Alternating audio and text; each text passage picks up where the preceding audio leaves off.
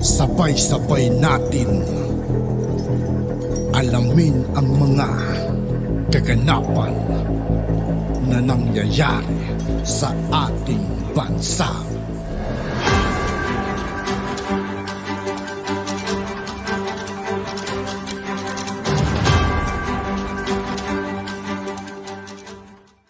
Yo, what's up mga kaibigan? This is I2K po again.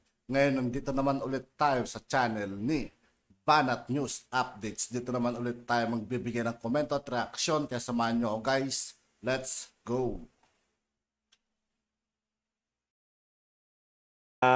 Si PBBM pumalag. Sasabihin na ng korte. Hindi mo ba naisip kung bakit kaya hindi pinapatulan ni PBBM? Nag-counter na lang siya ng fentanyl. Oh, mas maganda yung counter ni Pangulong Duterte, di ba? Pinagbibintangan mo kung fentanyl, pinagbibintangan kita, magpa-drug test tayong dalawa sa Luneta. Alam niyo, sa totoo lang, pinakamaganda ng hamon yun. Pero syempre, hindi tayo mambabastos ng presidente. Ayaw natin nun. Kung paanong ayaw natin binabastos ni Flavio itong si Pangulong Duterte, ayaw din natin na bastusin natin yung presidenteng kasalukuyan. Hindi po tayo ganun. Hindi po tayo lumalaban ng ganun. Binoto ko rin niya. Nabudol nga lang. Nabudol. Ito po ang sinabi po ni Flavio rito. No? Pakinggan po natin. Ito pa po, isa pa po. Halos araw-araw eh. Tinignan ko yung Instagram ni Flavio eh. Halos araw-araw niyang binabanatan si Pangulong Duterte. Ito po yung isa pa po sa mga banat niya. Ito ang hindi nakakatawa. Kapag pinayagan na ni BBM ang International Criminal Court sa bansa, dalawa lang ang mangyayari. May iiyak at wag naman sana may magtatangkang magpakamatay. Hindi, no? May iiyak. Sino kaya kay Bato at kay Pangulong Duterte? At yung isa daw magpapakamatay. Magtatangkang magpakamatay. Antindi mo, Flavio, ikaw kaya? Sinabihan ka na ng manyak ng buong Pilipinas. Makapalang hiya mo. Kayo rin sa GMA7. Makapal din ang hiya nyo. Yung angkor nyo, laban kayo ng laban, pero yung angkor nyo, manyak.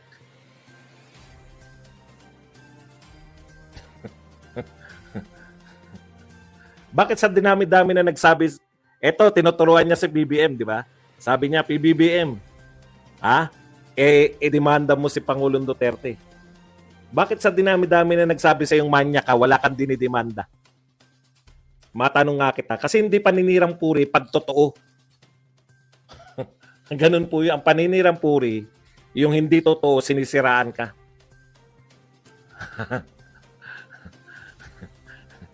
Ang dami na nagsabi sa manya ka, wala kang dinimanda eh, di ba? O bakit? Totoo eh. Ito ang sabi pa ni Flavio. Truth. Ayan, quotation niya lang yan. Bukod sa pagtutol sa People's Initiative, isa sa malalalim na hugot ay ang investigasyon ng ICC sa extrajudicial killing nung panahon ni Duterte administration, ng Duterte admin. Yung una ay pansariling interest. Tignan nyo to yung sinasabi niya. Sakali magtagumpay maging parliamentary system ang gobyerno, liliit ang tsansa ni Vice President Sara Duterte na maging susunod na Pangulo ng bansa. Tignan nyo ugali nito ni Flavio. Personal daw yung pagtutol ng mga Duterte sa pagbabago ng konstitusyon kasi magiging parliamentary, magiging prime minister. Wala. Sayang naman daw yung pagiging pangulo, hindi na magiging pangulo si Sara Duterte. Naisip mo ba yung iniisip mo? Ang pinagbibintangan mo ng personal na interest, hindi yung gustong baguhin yung konstitusyon para maging prime minister siya. No? Isipin mo yung sinasabi mo Flavio Si Sara Duterte, number 1 siya sa mga survey para maging Pangulo ng Pilipinas. Ano ang ating present constitution? Anong sinasaad? Sa 2028, magkakaroon ng presidential election.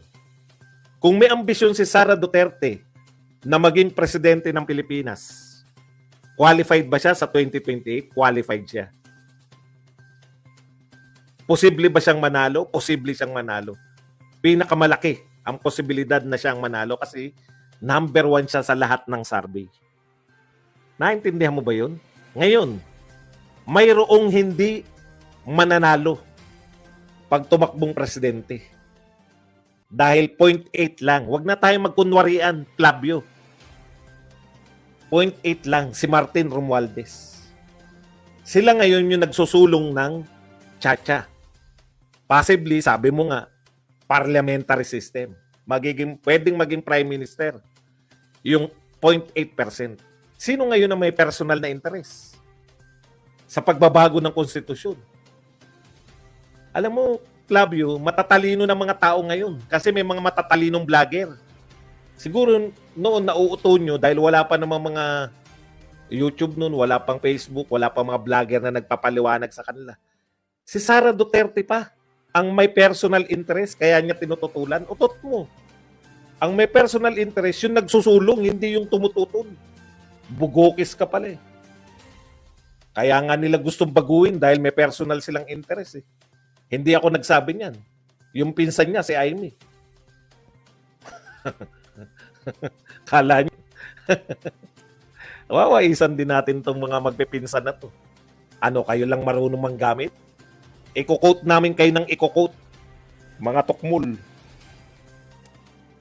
Okay, yung pangalawang usapin naman daw sa ICC. Iniiwasan na maghain na sila ng warrant of arrest labang kay PRRD at makulong dahil sa mga nangyaring patayan sa kampanya niya sa droga. Alam mo, Flavio, magtanong kayo sa tao. No? Epektibo ba? Gusto ba ng tao yung ginawa ni Duterte o hindi? Yung tao magpapasya, hindi ikaw. Manyak. Alam niyo, naawa ko. Eto hindi ko na isusunod yung pagkamanyak. Wala na. Sabi in-interviewan si Sara Balabagan. Request ng anak niya. Hindi ko alam kung high school graduation o college graduation. Alam mo kung ano request ng anak niya? Gusto niyang may pakiramdam yung anak niya na a-attend si Clavio ng graduation. Sinabi to ni Sara Balabagan, nakiusap yung anak niya kay Sara Balabagan. Kasi syempre, iskandalo, hindi pa nagtatapat nun si Sara Balabagan eh. Nililihim pa niya eh, na naanakan siya ni Clavio. Nakiusap yung anak niya, gusto niya makasama sa graduation, hindi pina-attend si Sara Balabagan. Masakit yun sa isang nanay. Dahil akala nung anak, a-attend na si Clavio kung hindi pupunta sa graduation si Sara Balabagan. Hindi rin dumalo. Hindi mo. Tapos mangangaral ka ngayon ng mga kabutihang asal, kagandahang asal, wala kang karapatan. Clavio, wala kang karapatan na mangaral ng mga kagandahang asal. Yan ang mga isang sa kinamumuhian ko sa ano eh. Ayoko kasi yung ginawa niyang grabe, di ba? Okay lang sana kung pumatol sa'yo yung meron ng matured na.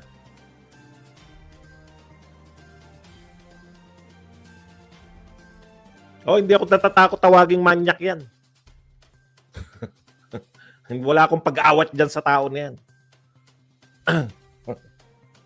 Talaga naman. Minor de edad eh. Okay. Punta na po tayo sa inyong mga reaksyon.